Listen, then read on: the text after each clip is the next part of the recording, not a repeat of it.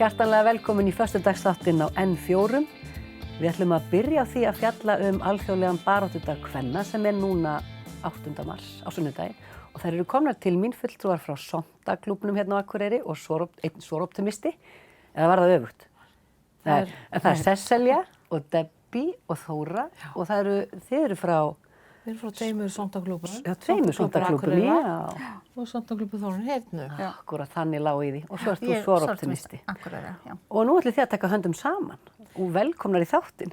Takk fyrir það. Takk á mót okkur. Já, og á sunnudaginn ætlið þið að halda ráðstefnu sem að ber titilinn Jafnréttiskynslóðin, áskoranir fjölskyldunar á tímum jafnréttis. Þetta er ákaflega spennandi.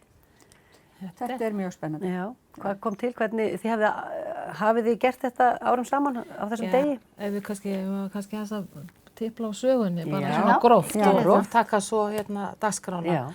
En þetta er sem sagt náttúrulega, við getum farið allt aftur til 1909 þegar í Bandaríkjunum þegar er 1909 til 11, þetta varir svolítið, þessi ártöl, hvenær konur fóru að taka höndum saman og að þess að koma jafnrétt upp á borði og af öllum stöðum þá var það kannski Bandaríkjunum, en flest svo til Evrópu, mjög fljótt, þannig að ég ætla nú ekki að rekja söguna svo alveg frá því hvenær þetta fer svo að berast til Íslands.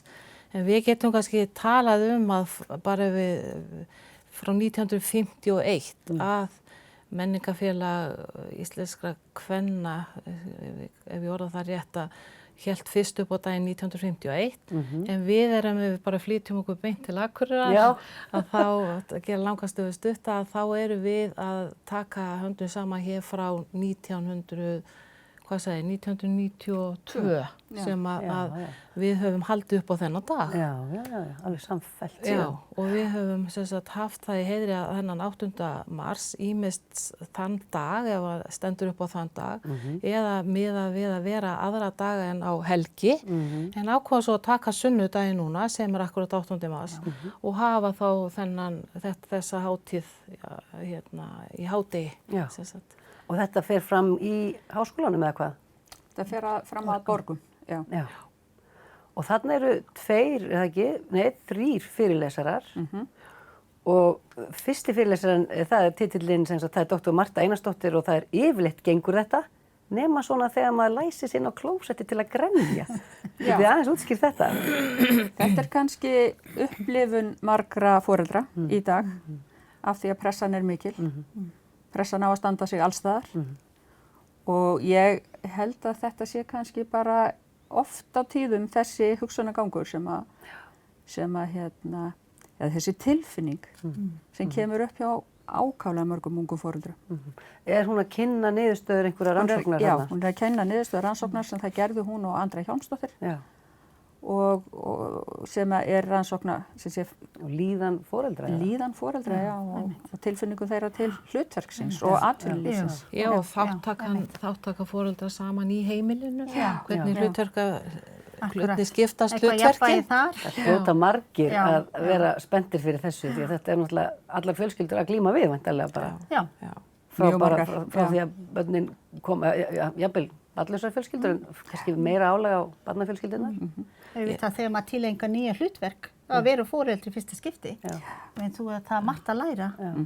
Já, og svo bara skipuleggi daginn, held ég. Það er bara mjög erfitt hjá sumum því að það er kallað á tómstundir og það þarf að græja það innan ramma sólarhringsins. Og svo fyrir maður alltaf að bera saman við gömlu dagana, það sem þetta virtist allt vera einfaldara, en kannski miklu niðurneldara og ófrjálsara. Konur voru heima með börnin eða í hlutastarfi einhvern veginn, en nú eru bara allir á fullu. Það eru allir að vinna á fullu og gera allt einhvern veginn í botn. Og svo það maður helst að pósta öllu líka á og frambúðið mikið og mörgu að velja. Já, þannig að það er ekkert skrítið að á þessari ráðstefnu kemur einmitt Helga Hrönn sem kemur í þáttinn á eftir, sem að er með streituskólann. Hún ætlar líka að tala á þessu. Hvað er streituvald? Þegar það kemur ójafnvægi í þessum hlutverkum. Þannig að þetta tengist allt. Og eitt áhugavert, Tryggvi Hallgrímsson, hann verður með erindið, eru íslenskir pappar kannski þeir bestu í heimi? Já. Það er líka forvitnilegt, því að þó að þetta sé kannski erfitt og ekki allt áunnið, við erum ekki komin kannski alla leið í jafnréttinu, þá eru íslenski pappar að standa sig. Já, ég held það, myndi ég segja. Það hefur líka svo sem rannsóknir sína það að þeir eru kannski þeir sem að taka hvað mest þátt í fæðingarólofi. Já, það er kannski stærsti. Já, það er kannski sá vinkill sem hann er að fjalla um. Sko. Þáttaka þeirra í fæðingarorlofinu sjálfu. Því miður held ég að það sé að dragast eitthvað saman aftur en við vonum. En það er alltaf þarft að tala um þetta, jafnrétti og þetta verður aldrei, þetta er aldrei afgreitt. Við þurfum alltaf einhvern veginn að vera á verði, við þurfum alltaf að vera á tánum. Við erum þess að bara eins og ég sagði á, við erum að vísa 100 ár aftur í tíman til sögunar þegar að konur risu upp og fannst þetta ekki vera réttlætanlegt. Vegna þess að þá var krafan að konur færi að koma meira út á vinnumarkaðinn sem að gera svo bara áfram á þessum 100 árum. Þannig að við höfum náð árangri vissulega í sömu en ekki öllu. Það er bara, við höfum dálítið langt í land með margt. Nú ert þú frá Suður Afríku, ekki rétt? Já. Hefurðu samanburð í þessum geira, þessum jafnréttisgeira? Já, en það er nú 30 ára gamalt. Gamalt samanburður. Já, einmitt. Heldur að við séum á Íslandi betri stað eða er þetta svipað og... Ég get ekkert svarað. Nei, þú hefur ekki fylgst með þarna, þú fluttir hingað. En, og þessi klúba, Svonta og Soroptimistar, þeir eru mikið að spá í þessi máli, það ekki? Já. Og ásamt öðru, eða hvað? Já, þetta er kannski klúbar sem að vilja styrkja konur á ýmsan hátt. Styrkja til menntunar. Þetta eru hvoru tveggi eru klúbar á alþjóðavísu sem að vinna eftir ákveðum heimsmarkmiðum sem að styðja konur í verkefnum og sem að lúta að þá ekki síst ofbeldi, heimilis- og kynferðislegu ofbeldi, jöfnun til mennta og þetta það er aðalinntakirunnar í okkar og þannig að við erum afar glaðar og finnst að þetta sé raun og veru frábært framtak hjá okkur núna þessum tveimur klúbbum. Já, við stóðum saman í 16. átaki sem hefur verið sameiginlegt. Er þetta svona aðeins að aukast, svona samstarf á milli svona klúbba? Já, við vonum það. Þetta var nýbyrjað.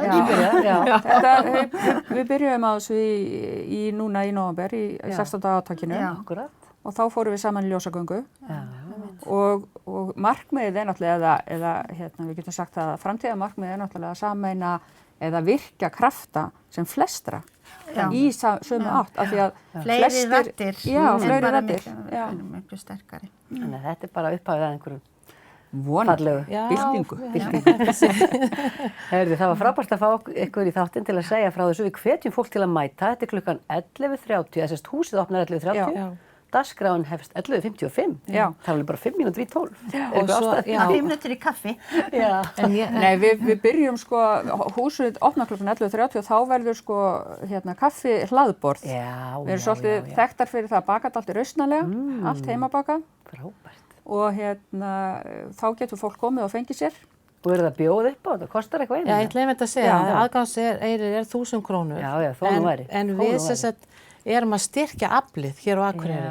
Ágóðin fer í það. Það má nú aldels ekki gleyma að segja það. Það má ekki gleyma að segja frá því. Og það er velkomið að koma börnin með.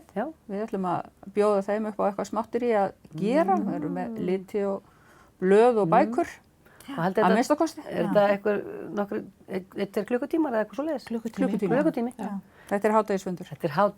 Takk kærlega fyrir að koma og segja frá oss. Takk fyrir að taka mót okkur.